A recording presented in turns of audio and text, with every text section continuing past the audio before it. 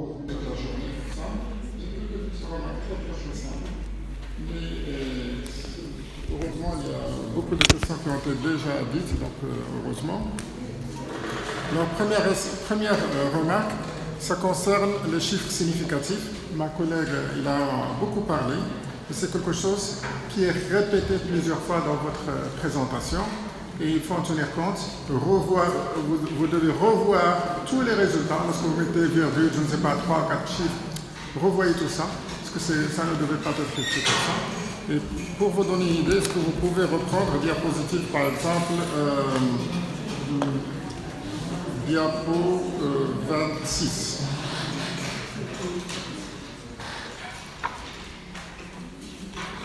Regardez si vous pouvez aller au diapo 26.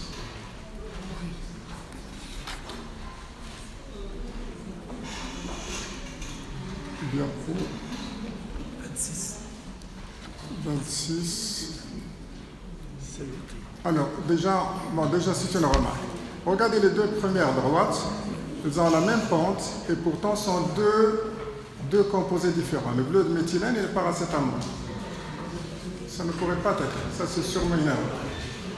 C'est les mêmes équations de régression. Ce sont deux composés différents. Normalement, c'est lié à la détache. On a obtenu presque la même détache pour le méthylène que pour le paracétamol. Regardez ici. Vous avez varié la température, vous avez fait des mesures, vous ne pouvez en aucun cas avoir les mêmes valeurs. C'est sûrement une erreur là. Vous êtes trompé, vous avez mis. C'est la même erreur. Regardez, même si on faisait une expérience, vous la répétez, vous ne trouvez pas la même équation. Là, c'est la même équation de régression avec l'ordonnée à l'origine, avec la pente, avec 5 chiffres avant. Ah, d'accord. Ici, c'est juste l'équation. J'ai compris. Parce que j'ai compris les équations pour. J'ai compris qu'il y a une erreur là. Oui. Mais c'était déjà dans le texte, c'est déjà dans le diagramme. Donc faites attention à ça parce que c'est pas possible. Peut-être que. J'ai compris. Il y avait une équation. Oui, il y avait juste une erreur. Exactement. Allez à la diapo 47, s'il vous plaît.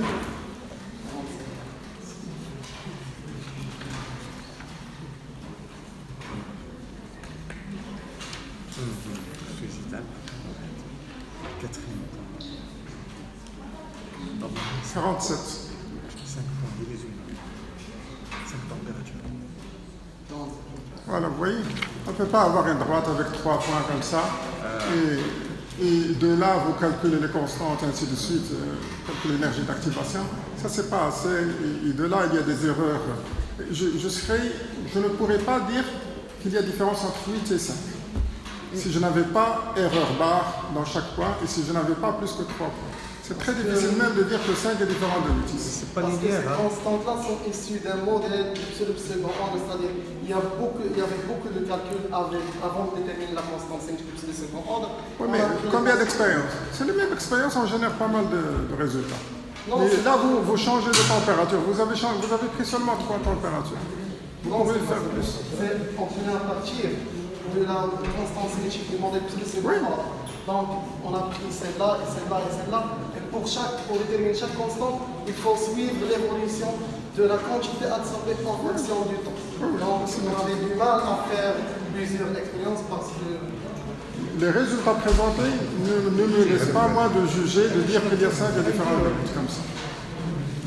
Ce que j'ai remarqué sur l'ensemble des résultats, il faut tenir compte des chiffres significatifs.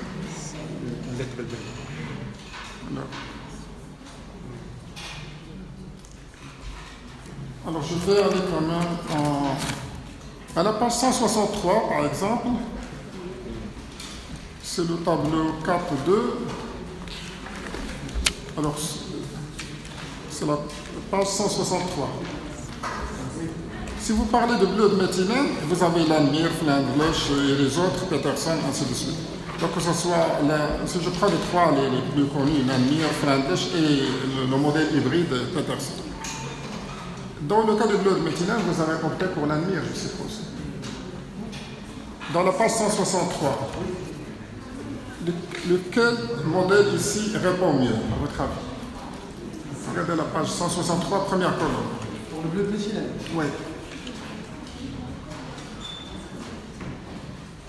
C'est Lanmire. Moi, je ne vois pas de différence par rapport à l'hybride, Peterson. On a utilisé plusieurs paramètres pour déterminer le modèle le plus important. Mais c'est très On a proche. utilisé le coefficient de détermination, on a ajusté même les clics réduits. Celui de Linguet, il possède un clic réduit inférieur à celui de. Il y a même l'erreur qui rentre, il y a plusieurs choses. Justement, c'est de là que je parle. Si vous ne faites pas attention aux erreurs, vous aurez du mal à choisir un modèle par rapport à un autre. Donc vraiment, répéter les résultats avec des erreurs-là. Par exemple, ici, le modèle de Radish Patterson a montré des erreurs plus importantes que celles de Linguet. Il a montré des intervalles de confiance très étroits. C'est pourquoi on a choisi Linguet. Bien.